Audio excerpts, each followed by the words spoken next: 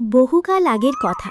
এক শান্ত ও রূপলী নদীর ধারে ছোট্ট একটি কুঁড়েঘরে বাস করত এক জেলের পরিবার। পরিবারে ছিল বাবা, মা এবং তাদের আদরের দুই মেয়ে, বড় মেয়ে সুপ্রিয়া এবং ছোট মেয়ে শ্রেয়া। বাবা ছিলেন পেশায় জেলে। প্রতিদিন কাকডাকা ভোরে উঠে তিনি নদীতে জাল ফেলতেন। নদীর ঢেউয়ের সাথে লড়াই করে যে মাছ ধরতেন তা বাজারে বিক্রি করে তাদের ছোট্ট সংসার বেশ সুখেই কেটে যেত। অভাব থাকলেও তাদের ঘরে হাসির কোনো কমতি ছিল না। সুপ্রিয়া মা, জালটা একটু গুছিয়ে দে তো। আজ নদীতে জোয়ার আছে, মনে হচ্ছে বেশ বড় বড় রুই কাতলা উঠবে। এই তো বাবা, জাল একদম ঠিক করে রেখেছি, তুমি সাবধানে যেও কিন্তু। কাল রাতে নদীর ওই দিকটায় খুব মেঘ ডাকছিল। ওগো, তুমি চিন্তা করো না, আমি চিঁড়ে আর গুড় বেঁধে দিয়েছি গামছায়। দুপুরে খিদে পেলে খেয়ে নিও, আর ফেরার সময় মেয়ে দুটোর জন্য বাজার থেকে একটু মুরগি এনো। তুই একদম ভাবিস না, আজ ভালো বিক্রি হলে শ্রেয়ার জন্য একটা নতুন জামাও নিয়ে আসব। বাবা, আমার জন্য লাল রঙের জামা আনবে কিন্তু, আর দিদির জন্য একটা নতুন ফিতে। দিদির চুলের ফিতেটা ছিঁড়ে গেছে। আরে আমার বড় মায়ের জন্য ফিতে আনবো না তো কার জন্য আনবো? লাল জামার সাথে লাল ফিতে। ধুর পাগলি, আমার ফিতে লাগবে না।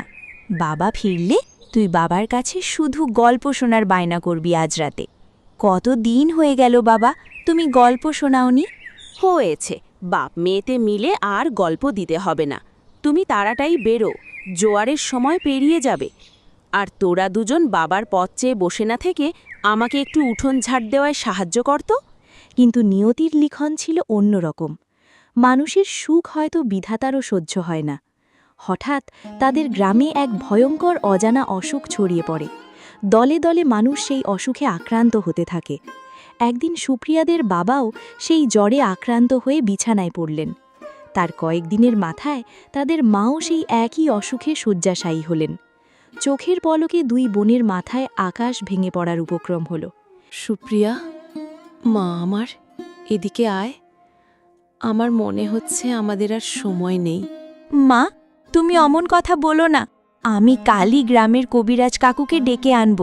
তুমি ঠিক হয়ে যাবে মা। নারী মা, এই কালজ্বর কাউকে ছাড়ছে না। তুই আমাদের বাড়ির বড় মেয়ে। আজ থেকে তোর ছোট বোনটার সব দায়িত্ব তোর। ওকে কখনো কাছছাড়া করবি না। বাবা, তুমি অমন করে চোখ বন্ধ করছো কেন? আমার লাল জামা লাগবে না, তুমি শুধু উঠে বসো বাবা। শ্রেয়াকে তুই মায়ের মতো আগলে রাখিস সুপ্রিয়া। আমাদের দুজনের আশীর্বাদ সব সময় তোদের সাথে থাকবে। কখনো ভয় পাবি না মা। এই কথাগুলো বলার পরেই বাবা মা দুজনেই চিরকালের মতো চোখ বুজলেন। সুপ্রিয়া আর শ্রেয়ার কান্নায় নদীর বাতাসও যেন ভারী হয়ে উঠল। এক রাতেই তাদের মাথার ওপর থেকে ছাদ সরে গেল। মা বাবার মৃত্যুর পর সংসারের সমস্ত দায়িত্ব এসে পড়ে ছোট্ট সুপ্রিয়ার কাঁধে। প্রথম কয়েকদিন প্রতিবেশীরা একটু আধটু খাবার দিলেও চিরকাল তো আর কেউ বসে খাওয়ায় না। ঘরে এক মুঠো চালও অবশিষ্ট ছিল না। দুই বোনের মধ্যে ছিল অসম্ভব ভালোবাসা আর গভীর মিলমিশ। সুপ্রিয়া সিদ্ধান্ত নেয় সে নিজে না খেয়ে থাকলেও তার ছোট বোন শ্রেয়াকে কোনোদিন কষ্ট পেতে দেবে না। বাবার পুরনো জাল আর নৌকা নিয়ে সে নিজেই নদীতে নামার কঠিন সিদ্ধান্ত নেয়। তুই ঘরের ভেতর বসে বই পড়, আমি বাবার ডিঙিটা নিয়ে নদীতে যাচ্ছি। আজ মাছ ধরে তবেই আমি ঘরে ফিরব। দিদি, নদীর জল বড্ড গভীর, তুই তো সাঁতার ভালো করে পারিস না। আমার খুব ভয় করছে দিদি, তুই যাস না। ভয় পেলে পেট ভরবে না রে বোন, বাবা তো আমাকে জাল ফেলা শিখিয়েছিল। তুই চিন্তা করিস না, আমি ঠিক পারব। তুই শুধু মন দিয়ে পড়াশোনা করবি। এভাবেই সময়ের সাথে সাথে সুপ্রিয়া বড় হয়ে ওঠে। রোদে পুড়ে বৃষ্টিতে ভিজে সে একজন অত্যন্ত দক্ষ কুমারী জেলেতে পরিণত হয়। সারা দিন নদীতে হাড় ভাঙা খাটুনি খেটে সে মাছ ধরে, বাজারে বিক্রি করে সংসার চালায় এবং নিজের উপার্জনের টাকায় শ্রেয়াকে পড়াশোনাও করায়। কিন্তু আশেপাশের জেলেপাড়ার লোকেরা সুপ্রিয়াকে ভীষণ হিংসে করত। তাদের রাগ ছিল একজন মেয়ে হয়ে সে কিভাবে একা মাছ ধরে। কি গো সুপ্রিয়া, মেয়ে মানুষ হয়ে ডিঙি বাইছ? লজ্জা করে না? গায়ের মানুষ তো ছিছি করছে। লজ্জা তাদের করা উচিত কাকিমা, যারা অভাবের দিনে এতিম মেয়েগুলোর মুখে এক মুঠো অন্ন তুলে দেয়নি। আমি চুরি তো করছি না, নিজে খেটে খাচ্ছি, এতে লজ্জার কি আছে? এত দেমাগ ভালো নয় মেয়ে, নদী বড় নিষ্ঠুর জায়গা, কবে যে নৌকা উল্টে তলিয়ে যাবি কেউ টেরও পাবে না। আমার বাবার আশীর্বাদ আমার সাথে আছে, আপনারা নিজেদের চরকায় তেল দিন। মুখে তো খুব বড় বড় কথা। তোর ওই অহংকারের জন্যই তোর ছোট বোনটার কপালে আরও কষ্ট লেখা আছে, দেখে নিস। আমার দিদি অহংকারী নয়, আমার দিদি আমাকে অনেক ভালোবাসে। বাপরে বাপ, এই মেয়ের মুখেও দেখি খই ফুটছে। তা ধরোগে যাও মাছ, দেখি আজ তোমাদের জালে কি এমন মণিমুক্ত ওঠে। তুই শান্ত হ শ্রেয়া, ওদের কথায় একদম কান দিবি না। আর শুনুন আপনারা, আমরা দুই বোন ঠিকই নিজেদের পেট চালিয়ে নেব, আপনাদের কারো মিথ্যে দয়ার প্রয়োজন নেই আমাদের। চল তো বাপু, কে কার কথা শোনে? জেদের বসে একদিন বিপদে পড়বে, তখন বুঝবে ঠেলা। দিদি, ওরা তোকে এত খারাপ কথা বলে, তবুও তুই কিছু বলিস না কেন? তুই আমাকেও তোর সাথে নিয়ে চল না, আমি জাল টানতে সাহায্য করব। তুই একদম এসব ভাববি না শ্রেয়া, তোর হাতগুলো মাছ ধরার জন্য নয়, বই ধরার জন্য। আমি যতদিন বেঁচে আছি তোকে নদীর কাদা মাখতে হবে না, তুই বড় হয়ে মানুষের মতো মানুষ হবি, এটাই মা বাবা আর আমার স্বপ্ন। তাদের সংসারে অভাব থাকলেও এক অদ্ভুত শান্তি ছিল। দিদির ভালোবাসায় শ্রেয়া কখনো মা বাবার অভাব বুঝতে পারেনি। কিন্তু হঠাৎ একদিন তাদের জীবনে নেমে আসে ঘোর অন্ধকার। নদীতে মাছ ধরতে গেলে সুপ্রিয়ার জালে আর একটাও মাছ ধরা পড়ে না। একদিন দুদিন করে বেশ কিছুদিন কেটে যায়। জালের মধ্যে শুধু আগাছা, শ্যাওলা আর কাদা ছাড়া কিছুই ওঠে না। আজ সারা দিন এই কড়া রোদের মধ্যে এতবার জাল ফেললাম, হাত দুটো তো ব্যথায় ছিঁড়ে যাচ্ছে, কিন্তু একটা পুঁটি মাছও তো জালে উঠল না, শুধু একরাশ কাদা আর আগাছা। ঘরে আমার ছোট বোনটা কাল থেকে খিদের জ্বালায় ছটফট করছে। আমি খালি হাতে ফিরে গিয়ে ওর শুকনো মুখে কি জবাব দেব?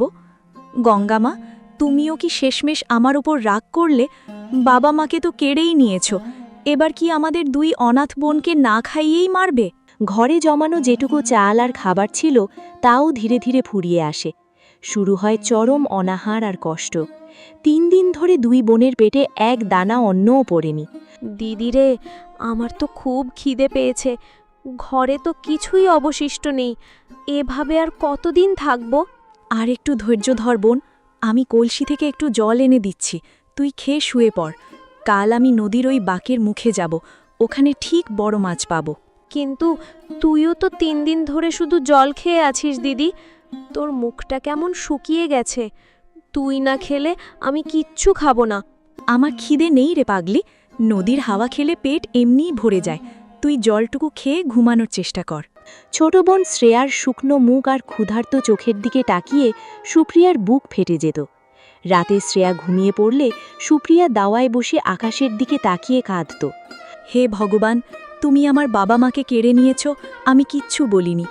আমাকে এত কষ্ট দিচ্ছ, আমি মুখ বুজে সহ্য করছি, কিন্তু আমার এই বোনটাকে তুমি কষ্ট দিও না, ও যে না খেয়ে ধুকে ধুকে মারা যাবে। আমাকে পথ দেখাও ঠাকুর। পরদিন সকালে সূর্যের তাপ ছিল ভয়ানক, কিন্তু শ্রেয়ার কষ্ট সহ্য করতে না পেরে সুপ্রিয়া খালি পেটে কড়া রোদের মধ্যেই নদীর দিকে পা বাড়ায়। সে প্রতিজ্ঞা করে আজ মাছ না পেলে সে ঘরে ফিরবে না। শ্রেয়া, আমি যাচ্ছি, তুই ঘরের দরজা বন্ধ করে রাখিস, আজ আমি তোর জন্য মাছ আনবই। দিদি, এত রোদে তুই বেরোস না, না খেয়ে তুইও তো খুব দুর্বল হয়ে গেছিস। আমার খিদে নেই দিদি। কিছু হয়নি আমার, আমি ঠিক আছি, তুই যা, গিয়ে একটু শুয়ে থাক। নদীর ঘাটে পৌঁছে সুপ্রিয়া তার পুরনো জাল নিয়ে বারবার নদীতে ছুটতে থাকে, কিন্তু প্রতিবারই জাল খালি ওঠে। রোদের তাপে নদীর জল যেন ফুটছে। টানা কয়েকদিনের অনাহার আর অতিরিক্ত পরিশ্রমে সুপ্রিয়ার শরীর আর সঙ্গ দিচ্ছিল না। তার মাথা ঘুরতে শুরু করে। না, আমাকে পারতেই হবে, আর একবার জাল ফেলি। মা গঙ্গা, একটা মাছ দাও মা। শেষবার জাল টানতে গিয়ে সুপ্রিয়া আর নিজের ভারসাম্য ধরে রাখতে পারল না। অতিরিক্ত পরিশ্রম আর রোদের তাপে সে হঠাৎ নদীর ঘাটেই জ্ঞান হারিয়ে পড়ে যায়। অনেক তো সময় হলো, দিদি এখনো ফিরল না। হে ঠাকুর, আমার কিছু ভালো লাগছে না, যাই নদীর ঘাটে গিয়ে বরং দেখে আসি। দিদির জন্য অপেক্ষা করতে করতে শ্রেয়া নদীর ঘাটে ছুটে আসে। সেখানে কাদার উপর দিদিকে পড়ে থাকতে দেখে সে ভয়ে কেঁদে ওঠে। দিদি, চোখ খোল দিদি। তোর কি হলো? তুই আমার সাথে কথা বল। আমি আর কোনোদিন মাছ খেতে চাইবো না দিদি, তুই চোখ খোল। শ্রেয়া নিজের হাত দিয়ে দিদিকে ধরাধরি করে অনেক কষ্টে তাদের কুঁড়ে ঘরে এনে শুইয়ে রাখে। সে দিদির চোখে মুখে জল দেয়, বাতাস করে, কিন্তু সুপ্রিয়া জ্ঞান ফেরে না। দিদিকে কোনো মতে ঘরের বিছানায় শুইয়ে রেখে শ্রেয়া আর এক মুহূর্তও দেরি করে না। সে এক দৌড়ে পৌঁছল গ্রামের পঞ্চু কবিরাজের বাড়িতে। তার দু চোখ বেয়ে জল পড়ছে আর বুকে চরম আতঙ্ক। কবিরাজ মশাই, ও কবিরাজ মশাই, জলদি চলুন। আমার দিদি ঘাটে অজ্ঞান হয়ে পড়ে গেছে, কিছুতেই জ্ঞান ফিরছে না। আপনি অন্তত একবার চলুন। আরে থাম থাম, এত চেঁচাচ্ছিস কেন? তোর দিদিকে যে ওষুধ দেব, তোর কাছে কড়ি আছে? বিনে পয়সায় তো আর গাছগাছড়ার ওষুধ তৈরি হয় না বাপু। আমার কাছে তো এখন কোনো টাকা নেই। দিদি সুস্থ হলে আমরা দু বোন মিলে নদীতে মাছ ধরে আপনার সব টাকা শোধ করে দেব। আপনি আমাকে বিশ্বাস করুন, শুধু এখনকার মতো দিদিকে বাঁচান। ও সব মুখের কথায় আর ধার দেনায় চিড়ে ভেজে নামে। টাকা ছাড়া আমি এক পাও নড়ব না। যা এখান থেকে, গিয়ে আগে টাকা জোগাড় কর। নিরাশ হয়ে শ্রেয়া ছুটল তাদের প্রতিবেশী কাকিমার কাছে, যে কাকিমা সবসময় তাদের দুই বোনকে নিয়ে ঠাট্টা করত। কাকিমা, আমাকে কয়েকটা টাকা ধার দেবেন? দিদির চিকিৎসার জন্য কবিরাজ মশাই টাকা চাইছেন। দিদি ভালো হলে আমরা ঠিক সব ফিরিয়ে দেব। আমাকে খালি হাতে ফেরাবেন না কাকিমা। ও মা, এখন আমার কাছে ভিক্ষে চাইতে এসেছিস? তোদের দুই বোনের তো খুদ দেমাগ ছিল, কারও সাহায্য নিবি না বলে বড় বড় কথা বলতিস। এখন আমি কোথা থেকে টাকা দেব? আমার নিজেরই তো হাঁড়ি চড়ে না। যা যা, অন্য কোথাও গিয়ে দেখ। আপনারা এত নিষ্ঠুর কি করে হতে পারেন? আমার দিদিটা যে বিনা চিকিৎসায় মরে যাবে। আমার এখন কি হবে? আমি কার কাছে যাব? মরে গেলে আর কি করবি? ওসব তোদের অহংকারের ফল, বুঝলি? মেয়ে মানুষ হয়ে পুরুষের মতো নদীতে মাছ ধরতে গেলে গঙ্গা মায়ের অভিশাপ তো লাগবেই। এখন বসে বসে কাঁদ। আপনাদের মতো পাষাণ মানুষদের কাছে সাহায্য চাইতে আসাটাই আমার সবচেয়ে বড় ভুল হয়েছে। আপনারা মানুষ নন। আমার দিদির কিছু হলে ভগবান আপনাদের কোনোদিন ক্ষমা করবেন না। ওরে বাপরে, ভিখারির আবার অভিশাপ দেখ! যা যা, আমার বাড়ি থেকে দূর হ বলছি। গিয়ে নিজের দিদিকে দেখগে যা। সারা রাত পার হয়ে পরের দিন সকালে দিদির অল্প সময়ের জন্য জ্ঞান ফিরলেও সে কোনো কথা বলল না।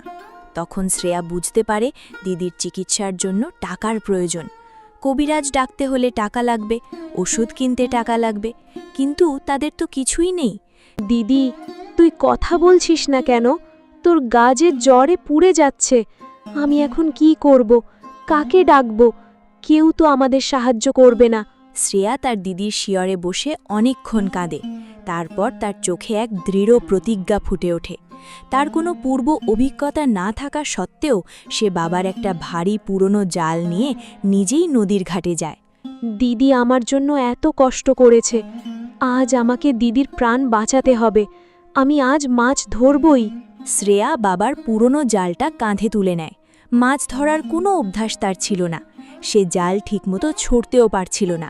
সারা দিন চেষ্টা করেও সে একটাও মাছ পায় না। ঠাকুর, আমি তো জাল ফেলতে পারি না।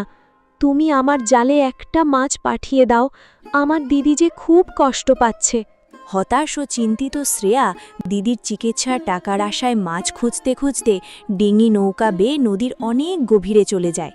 দেখতে দেখতে সূর্য ডুবে যায়, সন্ধ্যা নেমে আসে, চারদিক ঘুটঘুটে অন্ধকার হয়ে যায়। নদীর রূপ পাল্টে এক ভয়ঙ্কর শান্ত আকার ধারণ করে। ও মা, এত অন্ধকার কেন হয়ে গেল? আমি তো কিছুই দেখতে পাচ্ছি না। আমাদের ঘাটটা কোন দিকে? আমি পথ হারিয়ে ফেলেছি। হে ঠাকুর, এবার আমি বাড়ি কি করে ফিরব? নদীর স্রোত শ্রেয়ার নৌকাটিকে ভাসিয়ে নিয়ে যায় এক অজানা গন্তব্যের দিকে। সারা রাত কেটে যায়, কিন্তু শ্রেয়া বাড়ি ফেরে না। পরদিন সকালে অসুস্থ শরীরে সুপ্রিয়া যখন চোখ মেলে, তার মাথা প্রচণ্ড ঘুরছিল। সে অস্পষ্ট স্বরে বোনকে ডাকে, শ্রেয়া, এক গ্লাস জল দে তো বোন। কিন্তু কোনো উত্তর আসে না। সে কোনো মতে উঠে বসে দেখে ঘরে বোন নেই, বাবার পুরনো জালটাও নেই। রাত গড়িয়ে সকাল হয়ে গেলেও বোন ঘরে নেই বুঝতে পেরে সে আতঙ্কে শিউরে ওঠে। শ্রেয়া, তুই কোথায়? তুই আমাকে ছেড়ে কোথায় গেলি বোন? হে ভগবান, আমার শ্রেয়া কি নদীতে গেছে? অসুস্থ শরীর নেই, সে একজন প্রতিবেশীর বাড়িতে ছুটে যায়। কাকিমা, আপনারা কি আমার শ্রেয়াকে দেখেছেন? ও কাল থেকে ঘরে নেই। না তো বাপু, কাল তো দেখলাম তোর পুরনো জালটা কাঁধে নিয়ে নদীর দিকে যাচ্ছিল। আমরা তো ভাবলাম তুই পাঠিয়েছিস। আমার বোনটা নদীতে পথ হারিয়েছে। আপনারা আমাকে একটা ডিঙি দিন কাকিমা, আমি ওকে খুঁজতে যাব। এই প্রতিবেশী মুখ ঝামটা দিলেও শেষ পর্যন্ত একটা পুরনো ডিঙি দেয়। সুপ্রিয়া জ্বরের ঘোর নিয়েই নদীতে নৌকা ভাসায়। বোনকে খুঁজতে খুঁজতে সে নদীর অনেক গভীরে এক অজানা জায়গায় চলে আসে। সেখানে সে একটি অদ্ভুত দ্বীপ দেখতে পায়। দ্বীপের চারদিকে কেমন এক রহস্যময় নীরবতা। এই জায়গাটা তো আমি কোনোদিন দেখিনি। চারদিকটা কেমন অদ্ভুত শান্ত। আমার শ্রেয়া কি এখানে এসেছে? নৌকা থেকে নেমে সে দ্বীপের ভেতরে প্রবেশ করতেই তার চোখে পড়ে এক বিশাল প্রাচীন বৃক্ষ। সেই গাছের পাতা ডালপালা সব খাঁটি সোনার মতো চকচক করছিল। এ কি, এই গাছটা তো সোনার!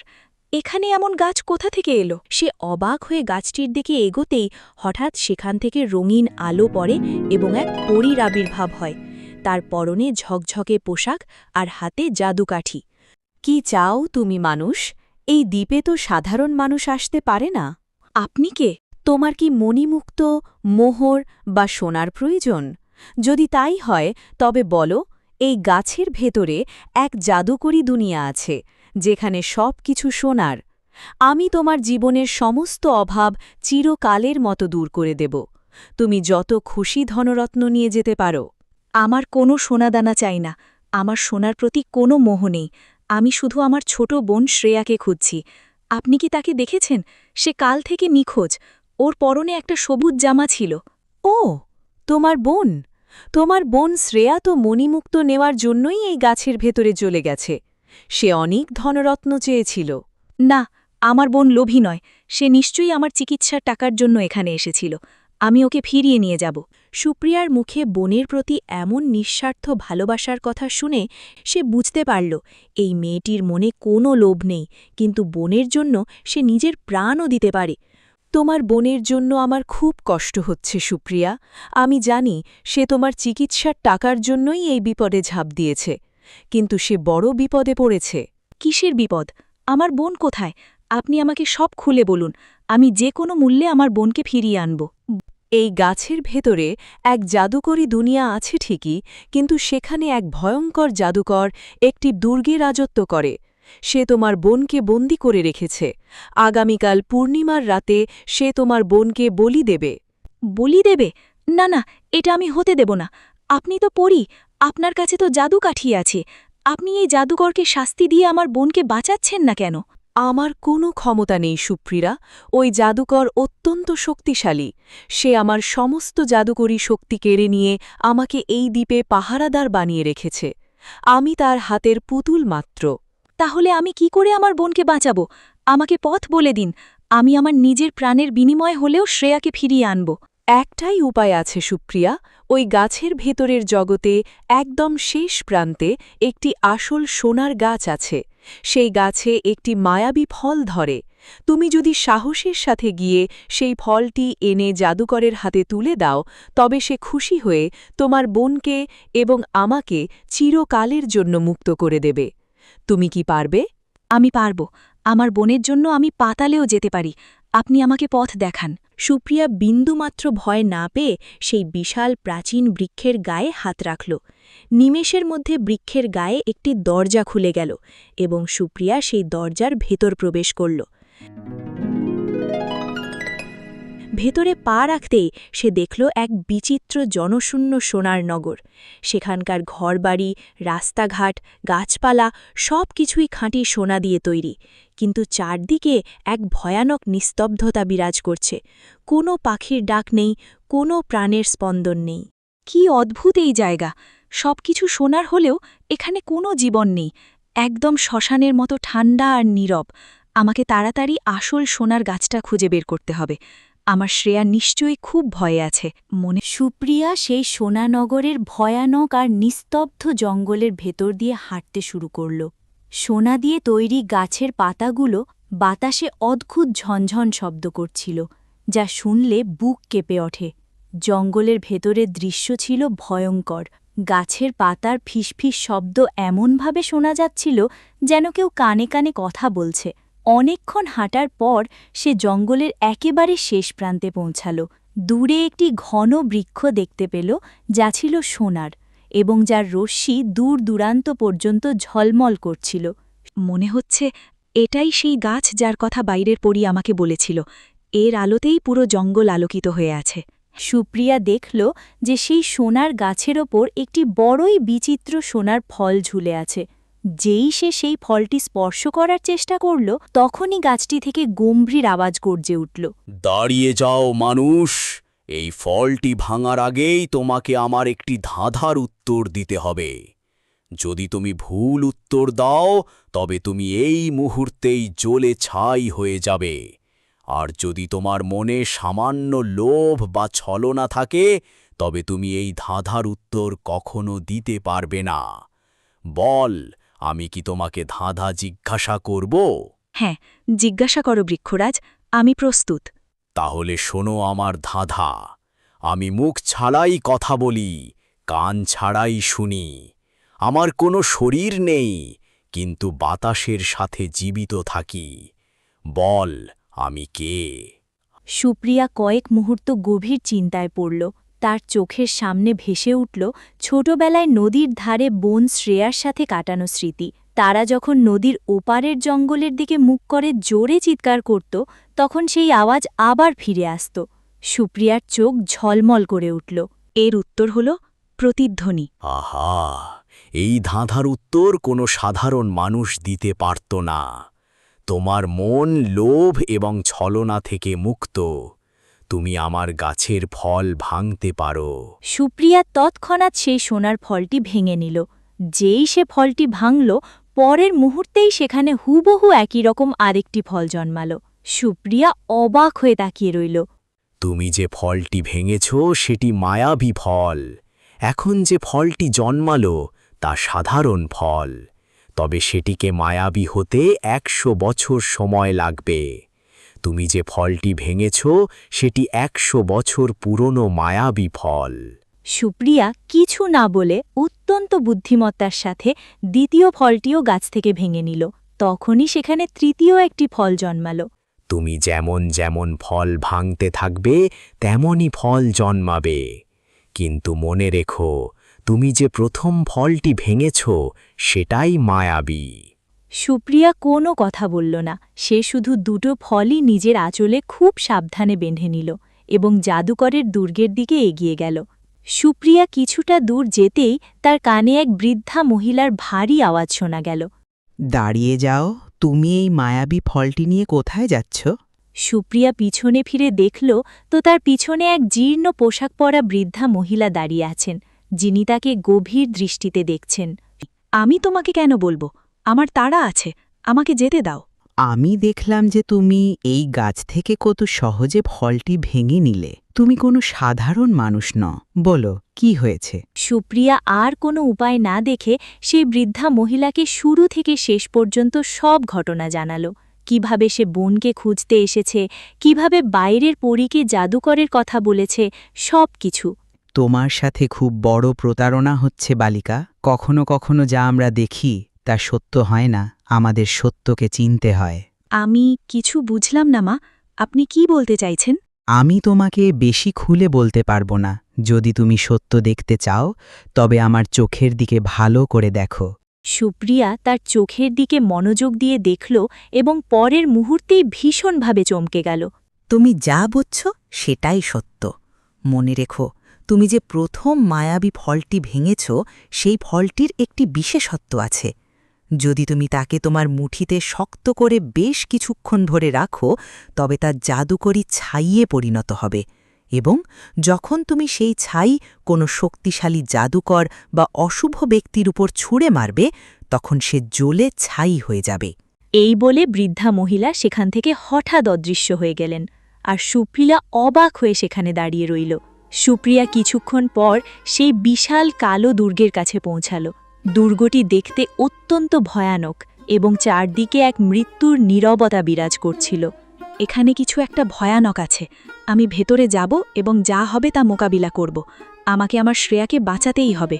দুর্গের বিশাল লোহার দরজা দিয়ে ভেতরে প্রবেশ করার সাথে সাথেই সুপ্রিয়া দেখল যে হলের মাঝখানে একটি খুব বড় খাঁচা ঝোলানো আছে। সেখানে তার ছোট বোন শ্রেয়া বন্দী হয়ে আছে। দিদি, তুই এসেছিস? দিদি, তুই এখান থেকে চলে যা। এই জায়গা জাদুকরের, এখানে তারই শাসন চলে। ও তোকেও মেরে ফেলবে। ঠিক তখনই হলের চারদিকে রঙিন রশ্মি ফুটল, আর সেখানে কালো আলখাল্লা পরা এক ভয়ঙ্কর জাদুকর প্রকট হল। কে তুই? এখানে আসার সাহস কি করে হলো তোর? আমি আমার বোনকে এখান থেকে মুক্ত করতে এসেছি, ওকে ছেড়ে দে। তুই কি বোকা? আমি একে পূর্ণিমার রাতে বলি দেব এবং আমি চিরকালের জন্য অমর হয়ে যাব। একে আমি ছাড়ব না। সুপ্রিয়া বিন্দুমাত্র ঘাবড়ে না গিয়ে নিজের আঁচল থেকে সেই ফলটি বের করল। ফল দেখে জাদুকর চমকে গেল। এটাকে পাওয়া একটু সহজ ছিল না। তুই এটা পেলি কি করে? যদি তুমি আমার বোনকে মুক্ত করে দাও তবে আমি তোমাকে এই ফলটি দেব। তুই তো আমার কাজ সহজ করে দিলি। আমাকে পূর্ণিমার রাতের অপেক্ষা করতে হবে না। এই ফলটি খাওয়ার পর আমি এমনিতেই অমর হয়ে যাব। দে আমাকে এটা। জাদুকর সুপ্রিয়ার হাত থেকে ফলটি ছোঁ মেরে নিয়ে নিল এবং জোরে জোরে হাসতে লাগল। ঠিক তখনই সেই বাইরের পরী দুর্গের ভেতর প্রকট হল। অবশেষে আমি আমার উদ্দেশ্যে সফল হলাম। পরী হাসি মুখে নিজের রূপ পরিবর্তন করল এবং হঠাৎ সে এক ভয়ঙ্কর বিভৎস ডাইনি হয়ে দাঁড়িয়ে গেল। তার লম্বা নখ, কুৎসিত চেহারা দেখে যে কারোর রক্ত জল হয়ে যাবে। বোকা মানুষের মেয়ে, আমি একজন পরী নই, বরং একজন ডাইনি। আসলে এটা আমার আর জাদুকরের পুরনো পরিকল্পনা ছিল। বহু বছর আগে আমরা এই জগৎ শাসন করে নিয়েছিলাম। এখানকার আসল রক্ষককে আমরা বন্দী করেছি। আমরা এই জায়গা শাসন করেছিলাম যাতে আমরা সেই জাদুকরী সোনার বৃক্ষ এবং তার ফল পেতে পারি। তোরা তাহলে আমাকে মিথ্যে বলেছিস? সেই মায়াবী ফলটিকে কেবল সেই মানুষই পেতে পারত যার মন লোভ থেকে মুক্ত। আমরা বাইরের জগতের ওই গাছটিকে আমাদের মায়াবী শক্তি দিয়ে সোনার বানিয়ে দিয়েছিলাম। যখন কোনো মানুষ আসত, আমি তাকে সম্পদের লোভ দেখাতাম, আর যদি সে লোভে পড়ে যেত তবে আমি তাকে সেই গাছের ভেতরে পাঠিয়ে দিতাম বলির জন্য। আমরা আসলে এমন একজন মানুষের খোঁজ করছিলাম যার মন লোভ থেকে মুক্ত, তোমার মতো। যখন তুমি সোনা নিতে অস্বীকার করলে, তখন আমি বুঝে নিলাম যে তুমি সেই মানুষ যে এই ফলটি গাছ থেকে পারতে পারে। তাই আমি তোমাকে মিথ্যে বললাম যে জাদুকর আমাকে বন্দী করে রেখেছে। আমি তোমাকে ভুল বুঝিয়ে এই ফল তোমার হাতেই জাদুকরকে দিয়ে দিলাম। কি বোকা তুই! ডাইনির কথা শেষ হতেই সুপ্রিয়ার ঠোঁটের কোণে এক রহস্যময় হাসি ফুটে উঠল। সে সোজা হয়ে দাঁড়িয়ে জাদুকর আর ডাইনির চোখে চোখ রাখল। ওহ, তার মানে কি তুমি আমাকে মিথ্যে বলেছিলে যে পূর্ণিমার রাতে জাদুকর মানুষের বলি দিয়ে অমর হতে চায়, তাই না? বোকা আমি নই, বরং বোকা তোরা। কি মানে তোর? কি আবল তাবল বকছিস? মানে আমি বলছি, আমার কথাই শুরু থেকেই সন্দেহ হয়েছিল। জাদুকর, তুই যে ফলটি হাতে নিয়ে নাচছিস তা মায়াবী ফল নয়, ওটা একটা সাধারণ ফল।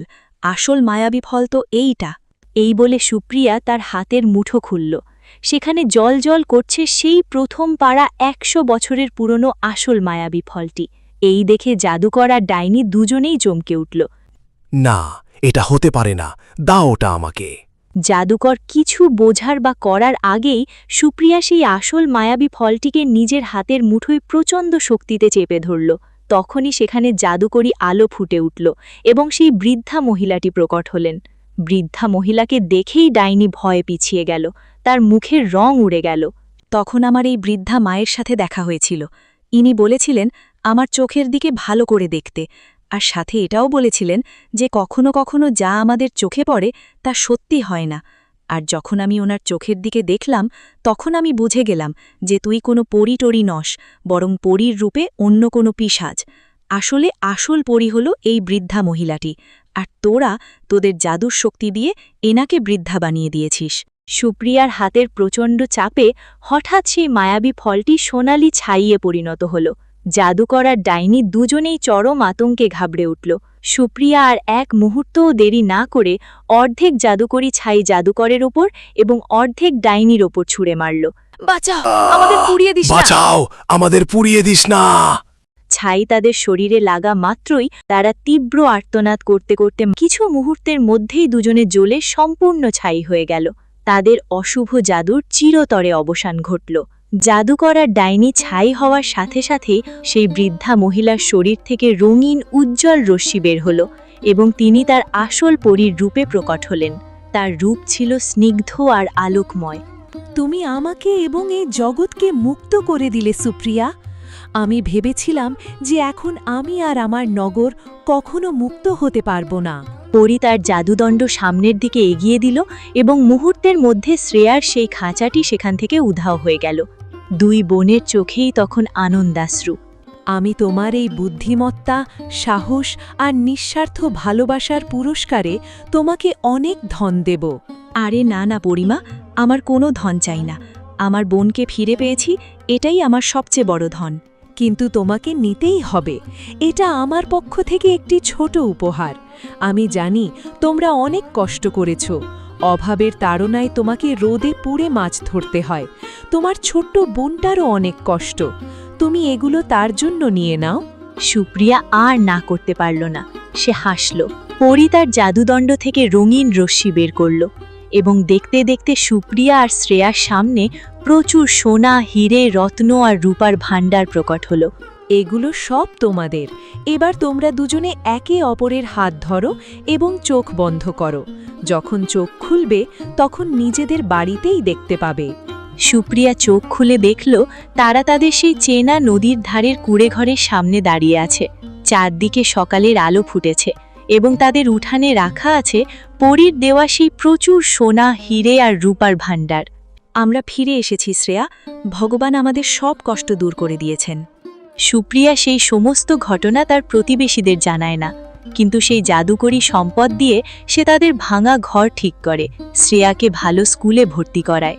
গ্রামের যেসব মানুষ একসময় সুপ্রিয়াকে একা মেয়ে বলে তাচ্ছিল্য করত, তারা আজ তার প্রতিপত্তি দেখে স্তব্ধ হয়ে যায়। সুপ্রিয়া তার বাবার মতো মাছ ধরা ছাড়েনি, কিন্তু এখন আর তাকে অনাহারে থাকতে হয় না। সেই সম্পদ দিয়ে সে গ্রামের অনেক অভাবী মানুষেরও পাশে দাঁড়ায়। এভাবেই বুদ্ধিমতী সুপ্রিয়া আর তার আদরের বোন শ্রেয়া চিরকালের জন্য সুখে শান্তিতে বসবাস করতে থাকে। বন্ধুরা, তোমরাও কি চাও আমাদের গপ্পর চরিত্রগুলো তোমাদের নামেই হোক? তাহলে চটপট কমেন্টে জানাও আজকের গপ্পটা কেমন লাগলো, আর সাথে নিজের নামটা লিখে দিও। কে জানে, হয়তো তুমিই হতে পারো আমাদের পরের গপ্পের মেন ক্যারেক্টার। আর এই গপ্পটি ভালো লাগলে লাইক দিয়ে চ্যানেলটি সাবস্ক্রাইব করে রেখো, যাতে তোমার নামের গপ্পগুলো খুব সহজেই দেখতে পাও। টাটা।